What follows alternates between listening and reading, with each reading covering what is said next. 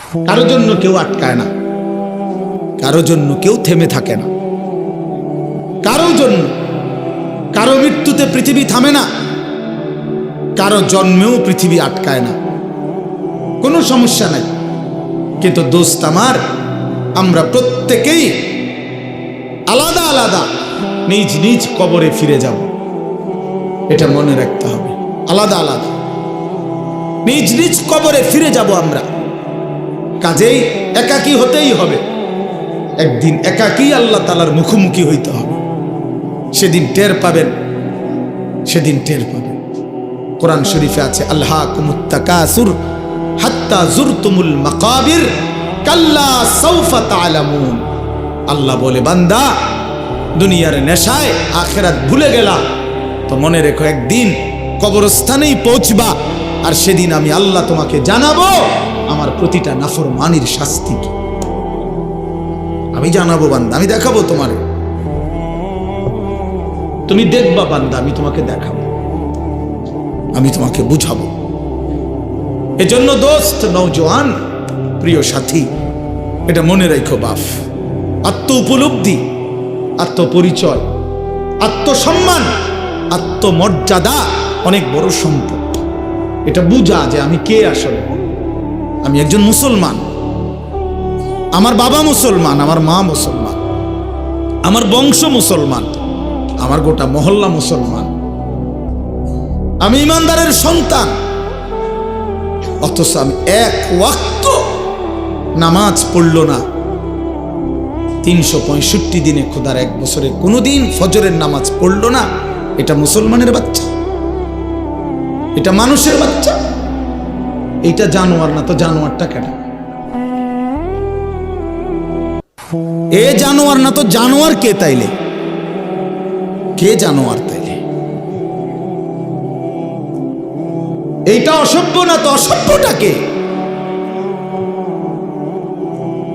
এটা না তো কে অসভ্য? তাইলে আল্লাহ কাকে বলছে কুত্তার মতো? কাকে আল্লাহ বলছে ইনহুম ইল্লা কাল আনআম? আল্লাহ বলছে মনের ইচ্ছা মতো যে চলে তার পরিচয় আর কিছুই নয়, শুধুই জানোয়ার, আনআম, চতুষ্প জন্তু। কাকে বলছে বাবা? এই মানুষ রূপী এই জানোয়ারদেরকে বলছে, যাদের জিন্দেগিতে সেজদা নাই, আল্লাহ নাই, আখিরাত নাই।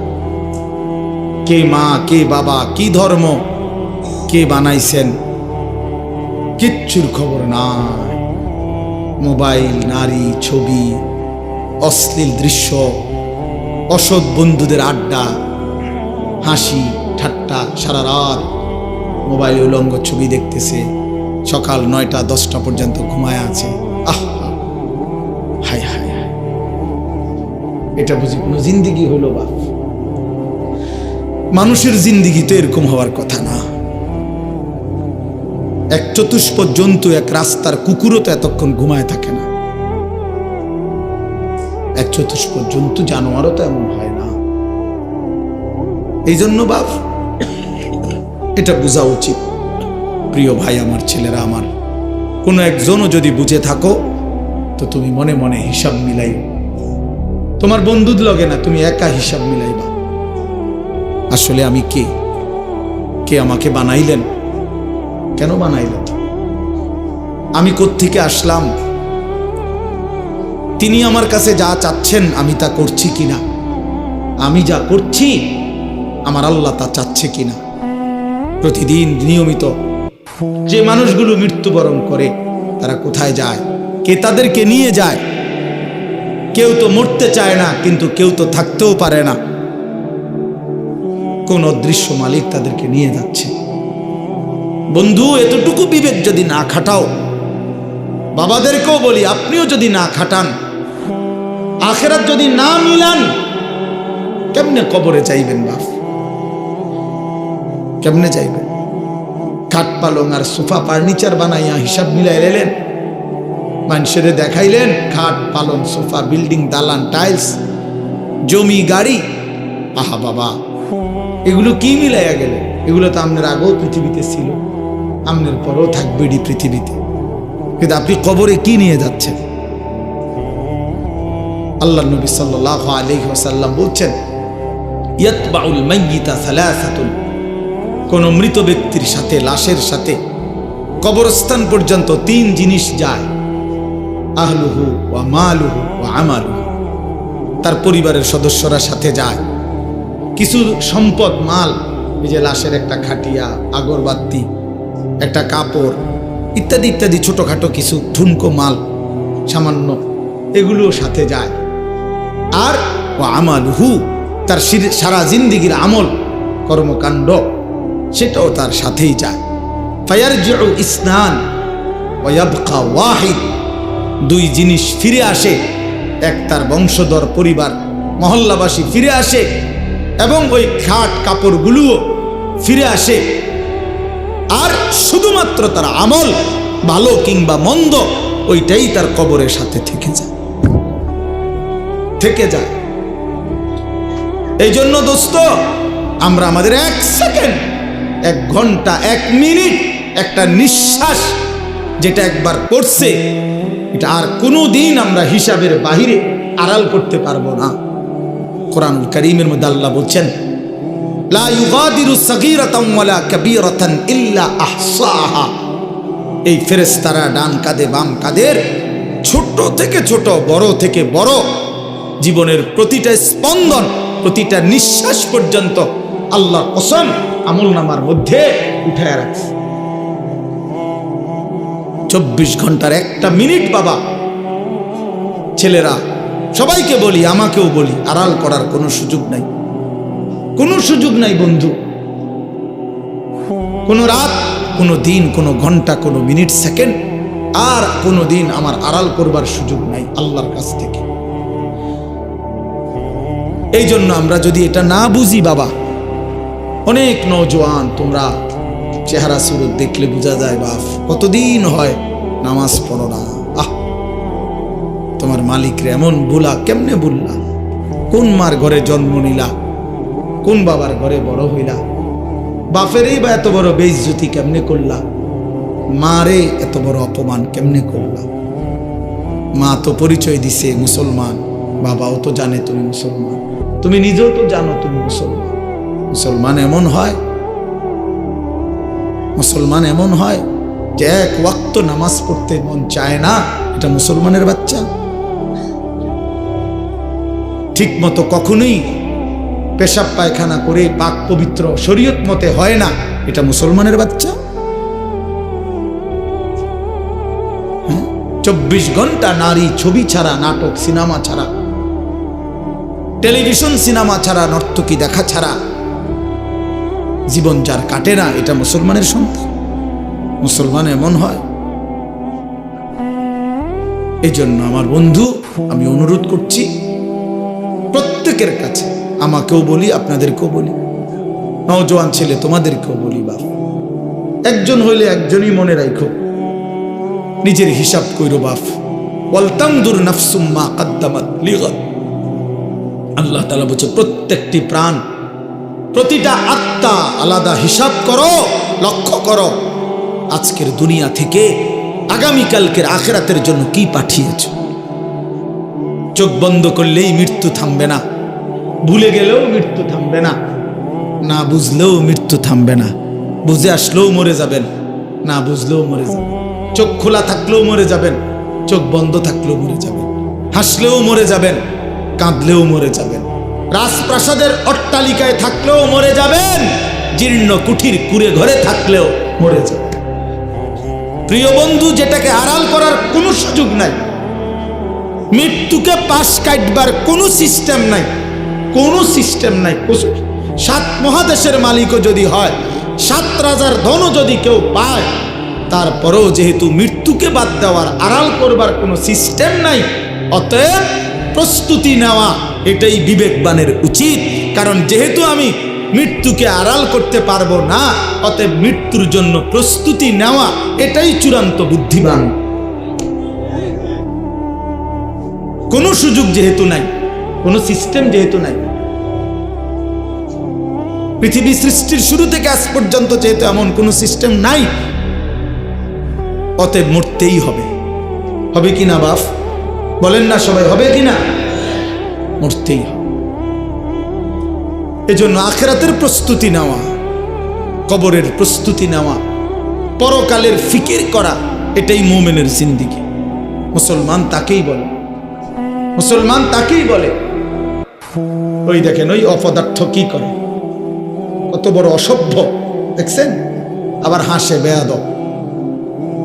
এই বেয়াদব এমনই হয়, অসভ্য এমনই হয়। ওই যে বললাম শাহওয়াত, মনের চাহিদা, যে হুজুর তোমার বাপও যদি মানা করে, আমি তো কারো কথাই শুনি না, তুমি হুজুরের কথা শুনবো কিতাম, আমি তো জীবনে কারো কথাই শুনি না, আমার আবার হুজুর কি আর পাবলিক কি, আমি তো চলি আমার মতো করে।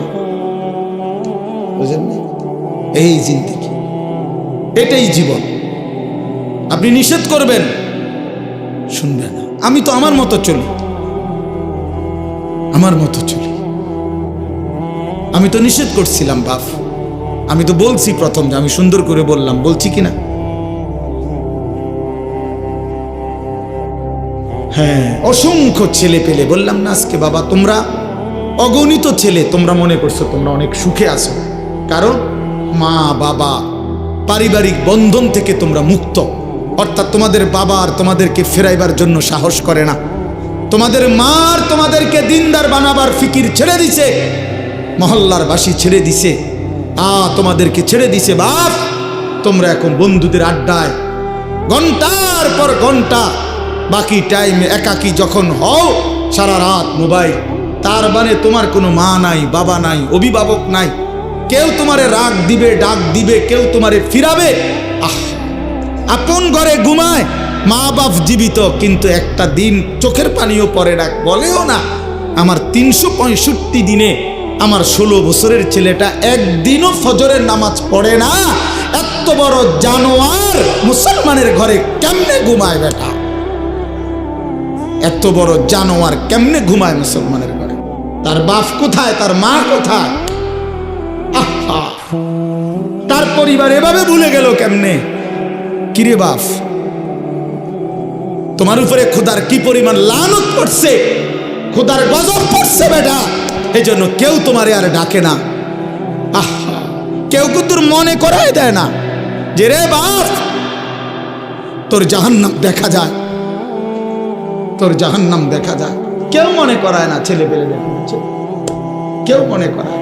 ও সবাই তামসা দেখতেছে, চোখের সামনে আমাদের ছেলেরা নষ্ট হয়ে যাইতেছে, বখাটে হয়ে যাইতেছে, মসজিদে নামাজ চলতেছে, এক ওয়াক্ত নামাজ পড়ে না, কারো কোনো ফিকির নাই।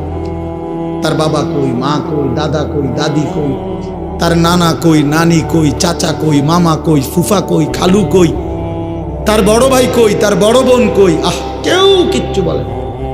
হেঁটে হেঁটের মতো হাসে, লাফায়, চুল রাখে তার ইচ্ছা মতো, প্যান্ট পরে তার ইচ্ছা মতো, দুপুরে খানা বিকালে খায়, বিকালের খানা রাইতে খায়, সারা রাত, রাতের 3টা বাজে দেখবেন মোবাইলে ছবি দেখতেছে, ভোরবেলা 9টা বাজে গেছে, ঘুম থেকে উঠতেছে না। এটা মুসলমানের জিন্দেগি, এটা মুমিনের জীবন, এটা বাবা মার সংসার, এটাই সার্থকতা জীবনের। বলে পৃথিবীর সর্বাধুনিক মজবুতি প্রযুক্তি দিয়েও যদি আপনি সোফা বানান, খাট বানান, কি লাভ হবে যদি স্ত্রী সন্তান নাফরমান হয়? হ্যাঁ, যদি ছেলে মেয়ে বেনামাজি হয়, মেয়েটা যদি বেপর্দা হয়, স্ত্রী যদি বেপর্দা হয়, কি ফায়দা? অর্জন কি জিন্দেগির অর্জন কি? এই জন্য আমি অনুরোধ করছি আপনাদের কাছে, দয়া করে ফিকির করেন, ফিকির করেন। ছেলেরা বাপ, নষ্ট হইও না বাপ। যদি অব্যাহত গুনাহ পাপ, একটা শেষ, এই প্রসঙ্গটা শেষ করতে চাই। একটা চূড়ান্ত কথা আপনারা বাবাদেরকেও বলি, একটা গুরুত্বপূর্ণ কথা মনে রাখবেন।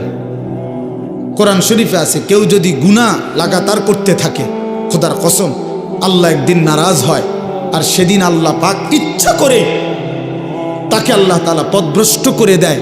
আর কোনোদিন আল্লাহ ইচ্ছা করেই তারে আর হেদায়েত দেয় না, আলোর পথে ফিরতে দেয় না, কল্যাণের পথে আসতে দেয় না, জান্নাতের পথে আর আসতেই দেয় না। খোদার কসম, এটা কোরআন শরীফের আয়াত। আল্লাহ বলছে একদিন আমি সত্যি সত্যি রাগ করলে ফানসাহুম আনফুসাহুম, আমি আল্লাহ নিজেই তোর আখিরাত ভুলায় দেব। যা, ঠিক আছে বান্দা, গরু ছাগল কুকুর বিড়ালের মতো খা, ঘুমা, পেশাব পায়খানা কর, যৌন চাহিদা মনে পূরণ কর, ঠিক আছে বান্দা, খালাস। নুয়াল্লিহি মা তাওয়াল্লা ওয়া নুসলিহি জাহান্নাম। যা বান্দা, তোর এই উল্টো পথে চলছিস, চলতে থাকো উল্টো, আমিও তোরে উল্টো পথে চালায়া দিলাম। তো মনে রাখো একদিন ওয়া নুসলিহি জাহান্নাম, উল্টো পথে চলতে চলতে একদিন তোমারে আমি আল্লাহ ধাক্কা দিয়া লাথি দিয়া ফেরেশতাকে বলে জাহান্নামে ফেলে দেব, জাহান্নামে ফেলে দেব। হ্যাঁ, কোরআন শরীফে আছে, আল্লাহ বলবে হাসরের ময়দানে ফেরেশতাদেরকে, ফেরেশতারা আমার নাফরমান বান্দাদেরকে খুজুহু ফাগুল্লু, ওদেরকে ধর, এই ফেরেশতা ধরো, আর ফাগুল্লুহু, বেঈমান বান্দাগুলো নাফরমানগুলারে বাঁধো, টাইট করে বাঁধো। বাঁধার পরে বলবে সুম্মাল জাহিমা সাল্লু, এবার জাহান্নামের মধ্যে ছুঁড়ে মারো, একটা একটা লাথি দিবা, এক এক লাথিতে যেন গিয়ে জাহান্নামে পড়ে, দ্রাম করে মারো লাথি, লাথি দাও। তুমি দেখো কোরআন শরীফ, কোরআন শরীফে আছে সূরা আল হাক্কা, এই সূরার মধ্যে আছে সুম্মা ফি সিলসিলাতিন যারউহা ৭০ যিরাআন ফাসলুকুহ। ফেরেশতা যখন নাফরমানকে হাসরের ময়দানে বেঁধে জাহান্নামে লাথি দিয়া মেরে ফেলে দিবে, আল্লাহ তখন আবার বলবে জাহান্নামের ভিতরে ফেরেশতাদেরকে, আল্লাহ পুনরায় বলবে ফেরেশতারা আমার এই নাফরমান বান্দাকে জাহান্নামের ভিতরে ৭০ হাত লম্বা আগুনের শিকল দিয়া এবার আবার বাঁধো, আবার বাইদা ফাসলুকুহু, কুকুরের মতো কুত্তার মতো পুরা জাহান্নামে তারে ঘুরাও, আর সবার সাথে পরিচয় করিয়ে দাও তার নাফরমানি পাপগুলো কি কি। খোদার কসম, এটা কোরআন শরীফের আয়াত। ফেরেশতা বলবে জাহান্নামী বাকিদেরকে, জাহান্নামীরা দেখো, এটা সেই বেঈমান যে জীবনভর চুরি করেছে, জিনা করেছে, মদ খেয়েছে, জুয়া খেলেছে, নারী ছাড়া, ছবি ছাড়া, জিনা ছাড়া, উলঙ্গ দৃশ্য ছাড়া, অসভ্যতা ছাড়া যার রাত কাটে নাই, এটা সেই জানোয়ার। ফাসলুকুহু, আল্লাহ বলবে বেটা, আল্লাহ বলবে কুত্তার মতো তারে জাহান্নামে ঘুরাও, আর সবাইরে দেখাও, সবার সাথে পরিচয় করিয়ে দাও, তার পাপের কথা বলে দাও। নাউযুবিল্লাহ। কি বাপ, কি মনে করছো তোমরা? খামখেয়ালি না, খামখেয়ালি। কি মনে করছো দোস্ত? জীবন মানে এখানেই শেষ? ইন হিয়া ইল্লা হায়াতুনাদ দুনিয়া। আল্লাহ কোরআনে বলছে কাফের বেঈমানদের বক্তব্য হলো জীবন মানে শুধুই দুনিয়া, নামুতু ওয়া নাহইয়া, এখানেই মৃত্যু, এখানেই জীবন। ওমা নাহনু বিমাবউসিন, আল্লাহ বলে, আরে কাফেরেরা বলে আর কোনোদিন কোথাও উঠতে হবে না, হাসরের ময়দান হবে না, এটা তো কাফেরের কথা, বেঈমানের কথা। মুসলমান তো কথা ভাবতে পারে না, ভুলতে পারে না। ইমানদার না আমরা? তুমি না ভাইয়া মুসলমান, তো তুমি এক ওয়াক্ত নামাজ পড়ো না কেমনে বাপ? আল্লাহকে এমন ভোলা কেমনে ভুললা? আখেরাত এমন ভুলা কেমনে ভুলে গেলা? যেই বোন আজকে মা, যেই বিবি আজকে 20 বছর ধরে বেপর্দা, ওই বেপর্দা অসভ্য নারী, ওরে জিজ্ঞাসা করেন তুমি না মুসলিম নারী মা? ওই বোন, তুমি না মুসলমান বোন, তুমি আল্লাহকে এইভাবে ভুলে গেলা কেন? মুসলমানের জন্য বেপর্দা হওয়া না হারাম? কথা বলেন না কেন? তো তুমি ভুলে গেলা কেন? কেমনে ভুলে গেলা? এই জন্য আমি অনুরোধ করছি, আমরা প্রত্যেকেই ফিকির করেন, ইনসাফের সাথে ভাবে। ছেলেরা বাপ, আমি শক্ত কথা বলছি, আমি জানি, আমি অনেক শক্ত করেই বললাম বাবা, আমি তোমার পরিবর্তন চাই, আমি তোমার জিন্দেগির সৌন্দর্য চাই। কিশোর নওজোয়ান, তোমরা যদি চরিত্রহীন হও, তোমরা যদি নারীর আসক্ত হও, মদ জুয়ার আসক্ত হও, তোমরাই যদি এক ওয়াক্ত নামাজ পড়তে মন না চায়, প্রিয় নওজোয়ান, আগামীর ইসলামের জন্য লড়বে কে? বলো বাপ, কালেমার জন্য লড়বে কে? ইসলামের জন্য জীবন বাজি রাখবে কে তাইলে? আমার নবী সাল্লাল্লাহু আলাইহি সাল্লামের সেই দাঁত ভাঙ্গা ইসলাম, তায়েফের রক্ত মাখা ইসলাম আমরাই আমাদের হাতে ফেলে দিলাম, আমরাই ছুড়ে দিলাম। আমাদের নবীকে আমরা বলে দিলাম আপনার তায়েফের রক্ত আমরা ভুলে গেছি, আপনার উহুদের দান দান শহীদ করা রক্ত আমরা ভুলে গেছি, আপনার সেই পেটে পাথর বাঁধা ক্ষুধার কষ্ট আমরা ভুলে গেছি। আমরা আপনাকে চাই না, আমরা ইহুদি খ্রিস্টান বেঈমান ফুটবল ক্রিকেটের খেলোয়াড় কিংবা মোবাইলের কোনো নারী নর্তকী তাকে নিয়েই আমরা পড়ে আছি। আহা আহা, আল্লাহ নবী সাল্লাল্লাহু আলাইহি ওয়াসাল্লামের কাছে কিন্তু উম্মতের আমল শোনানো হয়। মদিনার রওজা পাকে নবী সাল্লাল্লাহু আলাইহি ওয়াসাল্লাম তো হায়াতুন নবী, তিনি তো জীবিত, জানেন না এটা? কথা বলেন না কেন? তিনি তো কি হায়াতুন নবী, তিনি তো জীবিত, সেখানে সশরীরে জীবিত, সশরীরে জীবিত। আমি তো রওজা পাকের সামনে যখন প্রথম গেছি জীবনে 2015 সালে, অনেকক্ষণ দাঁড়াইছিলাম আর এই তাকায়া অনেকক্ষণ পরে বলছি যে আপনি এখানে? আমি সেই ছোটবেলা থেকে নবী আপনার নাম শুনছি,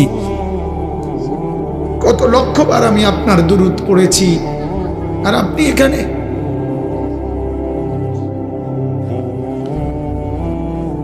তো আল্লাহ নবী সাল্লাল্লাহু আলাইহি সাল্লামের কাছে উম্মতের আমলনামা শোনানো হয়, ফেরেশতারা শোনায়।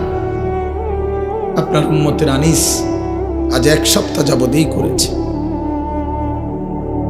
নবী সাল্লাল্লাহু আলাইহি সাল্লামের উপরে কেউ যখন দুরূদ শরীফ পড়ে, আল্লাহ নবী সাল্লাল্লাহু আলাইহি সাল্লাম বলেন সঙ্গে সঙ্গে ফেরেশতা ওই ব্যক্তির নাম এবং বাবার নাম সহ আমি রাসূলের সামনে পেশ করে, বিইসমিহি ওয়া বিইসমি আবিহি, ওই ব্যক্তির নামও বলে তার বাবার নামও বলে, নবী সাল্লাল্লাহু আলাইহি সাল্লামের সামনে শোনানো হয়। তো আচ্ছা মনে করেন আমার এই বন্ধু, ওনার নাম হলো হাফেজ মাওলানা আবু হানিফ ভাই। এখন কেউ মনে করেন আমার কাছে ওনার নাম খুব বলে আইসা আইসা, তো কোনো একদিন যদি 6 মাস পরেও 6 বছর পরেও উনি যদি আমার সামনে আইসা বলে যে হুজুর আমার নাম আবু হানিফ, তখন আমি কি বলবো? আরে আপনি না, আপনার কথা আমি কত শুনছি, অনেকেই আপনার কথা বলে, বারবার বলছে। খোদার কসম, যেই উম্মত রাসূলুল্লাহ সাল্লাল্লাহু আলাইহি সাল্লামের সুন্নাতকে অনুসরণ করেছে, দুরূদ শরীফ পড়েছে, নবীজি সাল্লাল্লাহু আলাইহি সাল্লামকে অনুসরণ করেছে, তো তার নাম তো নবী সাল্লাল্লাহু আলাইহি সাল্লামের সামনে বারবার উচ্চারণ হয়েছে। হাসরের ময়দানে সেই উম্মত গিয়ে যখন নিজের আমলনামা নিয়ে বলবে ইয়া রাসূলুল্লাহ আমি আনিসুর রহমান, আল্লাহ নবী বলেন ও আচ্ছা তুমি, তোমার নাম তো ফেরেশতারা আমার কাছে প্রায়ই বলতো, আমি অনেক শুনছি তোমার নাম, অনেক আমি তোমার নাম অনেক শুনছি, আমি তো শুনছি তোমার নাম, তুমি সেই নাম। এই জন্য বন্ধু আমার, দোস্ত আমার, হাসরের ময়দানে তো রাসূলুল্লাহ সাল্লাল্লাহু আলাইহি ওয়াসাল্লামের সামনে আমলনামা দিতে হবে। সুপারিশ করবে না উনি? তো আপনি আমলনামা কাগজপত্র দিতেন না? কথা কয় না, সুপারিশের কোনো নিয়ম কানুন নাই। কথা বলেন না কেন? কোনো নিয়ম কানুন আছে কি না? তো আপনি আপনার ফাইল দিবেন না? ফাইল না দিলে সুপারিশ করবো কি? তা আপনি যখন নিজের আমলনামা দিবেন, আল্লাহ নবী সাল্লাল্লাহু আলাইহি সাল্লামের হাতে, আমার বাপ, আমার নওজোয়ান নবী যখন চোখ বিলায় দেখবে 30 বছর সুদের লেনদেন, 30 বছর টানা মিথ্যাই বলেছে, 30 বছর ধরে প্রতিদিন গালিয়ে দিছে, 30 বছর ধরে তার স্ত্রী বেপর্দা, 30 বছর ধরে প্রতিদিন ঘরে রঙিন টেলিভিশনে নাচ গান সিনেমা নাটক নর্তকীর ছবি চলছে, 365 দিনের একটা বছরে কোনোদিন ফজরের নামাজ পড়ে নাই, এগুলো কি আমল নামার মধ্যে লেখা থাকবে না? কথা বলেন না কেন? আল্লাহর কসম নবীজি, আমরা উর্দু কিতাবে পড়ছি, নবী তখন এরকম আমল নামা উম্মতের দেখে খোদার কসম নবীজি হাসরের ময়দানে চোখের পানি ফেলে দিবে, কাঁদবে, আর আল্লাহর নবী বলবে উম্মত আমি সেই নবী, 23টা বছর যে আমি তোদের জন্য কেঁদেছিলাম, এশার নামাজের পরে দাঁড়াইছি, ফজরের আজান পর্যন্ত এক দাঁড়ানোতে চোখের পানি ফেলছি, আর তোদের জন্য আমি আল্লাহর কাছে গুনাহ মাফ চাইছি। আমার হাত্তা তাওয়াররামাত কাদামাহু, আম্মা জান আয়েশা বলে অসংখ্য রাত নবীজি কাঁদতে কাঁদতে দাঁড়িয়ে থাকতে থাকতে আমি আয়েশা দেখছি নবীজির দুইটা পা মোবারক ফুলে ফুলে গেছে। আমি এত কাঁদলাম, তাইলে উম্মত কার জন্য? আমার তায়েফের রক্তে সারা দেহ রক্তাক্ত হয়ে আমার পায়ের জুতা আর পা রক্তে জমাট বাইধা গেছে। আমার জুতা আমি খুলতে পারতেছিলাম না। আমি ক্ষুধার কষ্টে পেটে দুইটা পাথর বাঁধছিলাম। আমি উহুদের দান দান শহীদ করা রক্তে উহুদের জমিনে আমি পড়েছিলাম। আমার ঘরের চুলায় 3 মাস আগুন জ্বলে নাই। দোস্ত আমার, বন্ধু আমার, নবী জিজ্ঞেস করে, উম্মত এত রক্ত, এত চোখের পানি, এত ক্ষুধার কষ্টের আমার 23 বছরের বিনিময়ে এই আমল নামা, এই আমল নামা? তুমি না আমার শ্রেষ্ঠ উম্মত, আমি না শ্রেষ্ঠ নবী, তা আমি এই আমল নামা নিয়ে কেমনে মালিকরে দেখাবো? আমি কেমনে দেখাবো যে আল্লাহ, আয় মাওলা, এটা আমি শ্রেষ্ঠ নবীর শ্রেষ্ঠ উম্মতের আমল নামা, এটা কিভাবে দেখাবো? এই জন্য আমরা এই কিতাবে পড়ছি উর্দুতে যে নবী তখন বলবে, উম্মত তুমি আমার এত বড় বেইজ্জতি কেমনে করবে? আজ হাসরের ময়দানে তুমি আমার উঁচা মাথা ছোট করে দিলা উম্মত।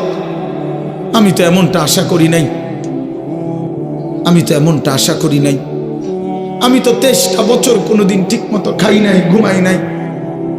আমি তো 23টা বছর দুয়ারে দুয়ারে ঘুরছি, কभी আরশ पर कभी फरश पर, कभी उनके दर कभी दर बदर, गमे आशिकी तेरा शुक्रिया मैं कहां कहां से गुजर गया।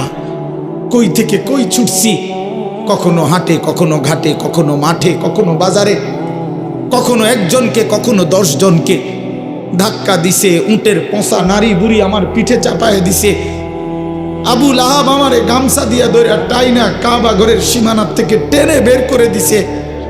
আবু জাহেল আমারে ধাক্কা দিতে দিতে খানায় কাবার সীমানার থেকে বের করে দিছে। আমি এত অপমান সইলাম, এত বেইজ্জতি সইলাম, আমি এত পাথরের আঘাত সইলাম, বিনিময় উম্মত তোদের কাছে আমার এই কলিজা ছেঁড়া রক্ত ভেজা দিন দিয়ে গেলাম, ইসলাম দিয়ে গেলাম, কোরআন দিয়ে গেলাম, সবকিছু এভাবে ছুঁড়ে ফেলে দিছ। আজ 30 বছরে যে নবীর কথা মনে পড়ে নাই, 60 বছর বয়স এখনো বিড়ি সিগারেট খান মিয়া, কেমনে নবীজির সামনে দাঁড়াইবেন? এই উম্মত, এই মুসলমান, আল্লাহরে সাক্ষী রেখে আজকে রাতে ঘুমাইবার আগে একবার ভাইবেন, একবার ভাইবেন, একবার। 60 বছর বয়সেও বিড়ি সিগারেট ছাড়তে পারেন নাই, 60 বছর বয়সেও গালি দেওয়া বন্ধ করতে পারেন নাই, 60 বছর বয়সেও চা দোকানে নাচ গান বেড়ি দেখার অভ্যাস ছাড়তে পারেন নাই, 60 বছর বয়সেও সুদের টাকা নিচ্ছেন, কিস্তিতে টাকা নিতেছেন। আরে হারামখোর, কেমনে নবীর সামনে দাঁড়াইবা? কেমনে দাঁড়াইবা বাপ? ওই চাচা,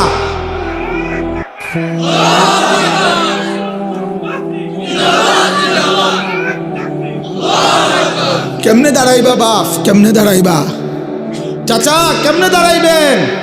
কি মনে করছেন সুপারিশ? হাসরের ময়দানে নবীর সুপারিশ কি মামুর বাড়ি নাকি?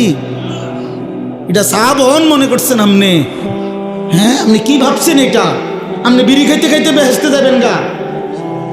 হ্যাঁ, আপনি সুদ খাইতে খাইতে বেহেশতে যাবেন গা? আপনি কিস্তি উড়াইতে উড়াইতে বেহেশতে যাবেন গা? খামখেয়ালি মনে করছেন এটা? আখেরাত খামখেয়ালি? খোদার কসম, কোরআন শরীফে আছে 1.25 লক্ষ আম্বিয়া, আদম থেকে নবী মুহাম্মদ সাল্লাল্লাহু আলাইহি সাল্লাম পর্যন্ত হাসরের ময়দানের ভয়ে দিবানিশি কাঁদছে। এমন কোন নবী নাই, এমন কোন নবী নাই হাসরের ময়দানে কাঁদছে, হাসরের ময়দানের ভয়ে কাঁদে নাই। এমন কোন সাহাবী নাই যারা হাসরের ময়দানের ভয়ে কাঁদে নাই। এমন কোন আউলিয়া নাই যারা হাসরের ময়দানের ভয়ে কাঁদে নাই।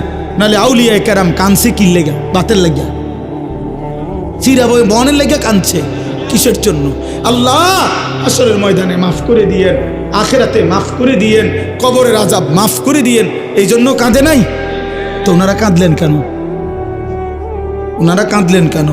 24 ঘন্টা নেক আমল করার পরেও 5 ওয়াক্ত নামাজ পড়লেন, হালাল হারাম বাইসা চললেন, বউ বাচ্চারে পর্দা পুশিদায় রাখলেন। এত কিছুর পরেও সমস্ত আম্বিয়া কেন কাঁদলেন? সমস্ত সাহাবা কেন কাঁদলেন? সমস্ত আউলিয়ায় বুজুর্গানে দিন কেন কাঁদেন? কেন কাঁদেন আপনি বুঝেন না? হাসরের ময়দান খামখেয়ালি কথা বলেন না কেন? ওনারা কাঁদে আমল করার পরে, আর এবড়া সাদওয়ানে বইয়া বইয়া গপ মারে, এবড়া লম্বা লম্বা কথা কয় সাদওয়ানে, অমুকের ইমান নাই, তমুকের আকিদা বালা নাই, অমুকের। আরে বাপরে, সাদওয়ানে বইয়া বিড়ি খাইতে খাইতে কয় ভালো মানুষ তো নাই করতে না না চাচা, ভালো মানুষ থাকবো করতে। ভালো মানুষের শেষ ব্যক্তি তো আমনে, পৃথিবীর সর্বশেষ ভালো ব্যক্তি তো আমনে। এই যে বিড়ি খাই না কাকু, আমনেই শেষ ভালো।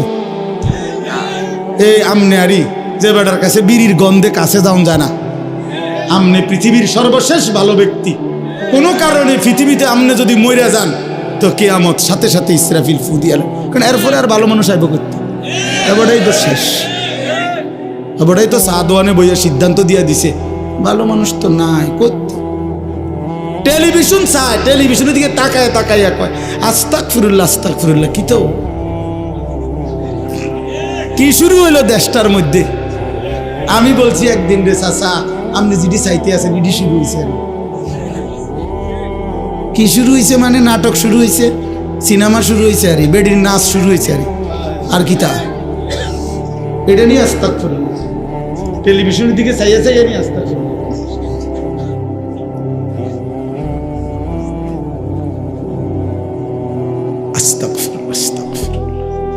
কথা শেষ। আমার বলার উদ্দেশ্য হলো, আমি আপনাদের কাছে এতটুকুই বুঝাইতে চাইছি। আমার বাপ আপনাদের সামনে আমার মজার মূল বক্তব্য এটাই, ভাবতে শিখেন। কবর ভুলে গেলে হবে না, পাশ কাটলে হবে না। আপনি পাশ কাটটা যাইতে পারতেন না, এনে যাইতে হবে এটার ভিতরে, ঠিক কি না বলেন না কেন? আরে নওজোয়ান বলো না। তাইলে বন্ধু আমার বাপ, তুমি যেমন পড়ালেখা করছো আমিও পড়ালেখা করছি। আমি জেনারেল লাইনেও পূর্ণ পড়ছি, মাদ্রাসার লাইনেও পুরা পড়ালেখা করছি। এজন্য বন্ধু, আমি সায়েন্স পড়ছি, আমি কুমিল্লা ভিক্টোরিয়া কলেজ থেকে মাস্টার্স পাস করছি, আমি বিজ্ঞান বিভাগ থেকে এসএসসি পাস করছি দাখিল। অতএব তুমি আমারে অনুরোধ করছি, নওজোয়ান তুমি ভুল করো না, তুমি ভুল করো না। শুধু বাত মাসের হিসাব মিলাইলে হতো না, শুধু একটা চাকরি, একটা ব্যবসা, একটা বিয়া, একটা বিল্ডিং, একটা বিদেশ, বন্ধু আমার একটা মোটর সাইকেল, এতটুকুর হিসাব মিলাইলে হবে না দোস্ত। আমরা মুসলমান, আমাদের আখেরাত আছে, আমাদের কবর আছে। আর আপনারা যারা বাবা আছেন, অভিভাবক, আপনাদের কাছে অনুরোধ, আপনি এই সংসারের দিকে তাকাইয়া দেখছেন, বিল্ডিং করছেন, সোফা বানাইছেন, খাট বানাইছেন, আমার বাপ এতটুকু হিসাব মিলাইয়া মুসলমান কবরে গেলে হবে না। আমার জিফুতের লেগে খাট সংসারে সব করে দিয়ে আইছে। কি করে দিয়ে আসছে? এই সোফা টোফা এডি 20 বছর পরে দেখবেন আপনি আইলে কিচ্ছু নাই।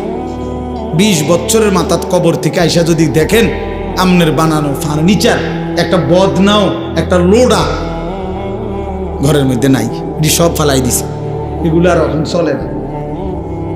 জিঙ্গাইলে কইব দাদা ঠিক আছে আপনি বানাইছেন যত্ন করে, কিন্তু ওই মডেল এগুলো এখন আর চলে না, এগুলো আমরা ফেলে দিছি আরো 5-7 বছর আগে। যদি আপনি আইবেন জানতাম কবর থেকে, তাহলে না ওই টাঙ্গায় রাখতাম। কথা বুঝছেন? আসলে কি ফেলে দিবে এগুলো, দুনিয়া ফেলে দেয়, আপনার সন্তানই ফেলে দিবে, আপনার নাতি নাতনি দুনিয়া ফেলে দিবে। অতএব আমাদের জিন্দেগি আখেরাত, আমাদের জিন্দেগি কি বলেন?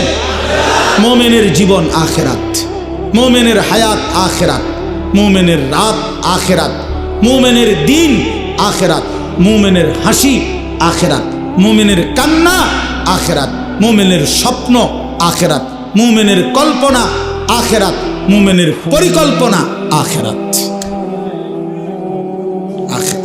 অতএব এই আখেরাতের পরিকল্পনাকে সামনে রেখে আমরা আমাদের সামনে মাহে রমজান, এই মাহে রমজানকে সামনে রেখে আর মাত্র 20-21 দিন মাত্র আছে।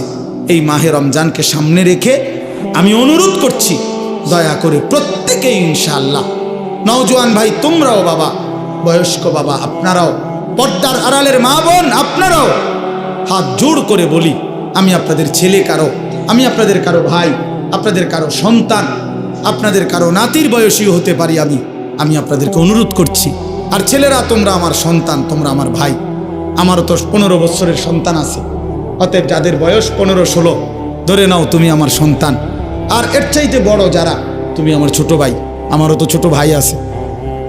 আমি চাই না আমার সন্তান নষ্ট হয়ে যাক, আমি চাই না আমার ছোট ভাই বরবাদ হয়ে যাক, আমি চাই না আমার বাপ চাচা দাদা জাহান্নামী হোক। এই আশা নিয়ে আমি অনুরোধ করলাম, মাহে রমজানকে সামনে রেখে চলেন গুনাহ ছেড়ে দেই।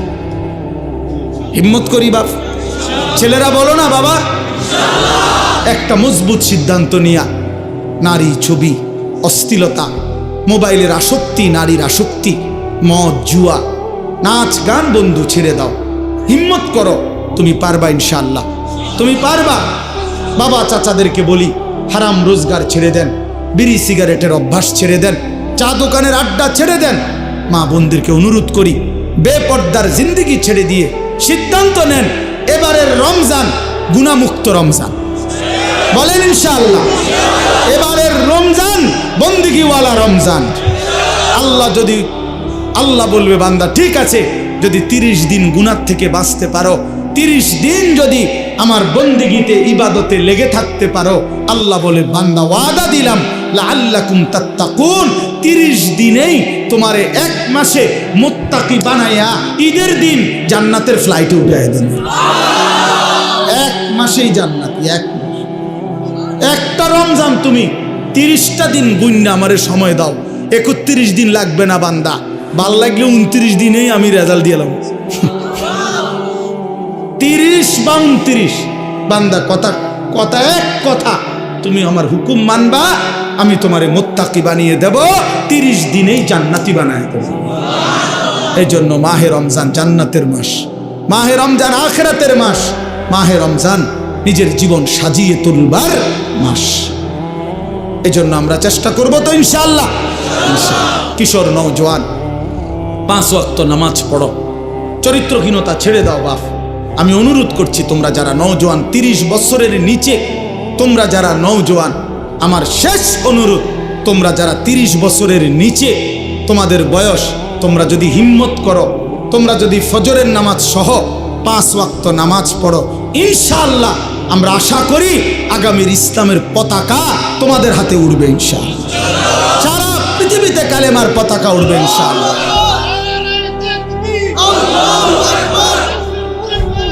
জিন্দাবাদ জিন্দাবাদ, ঘরে ঘরে চলো, ঘরে ঘরে চলো।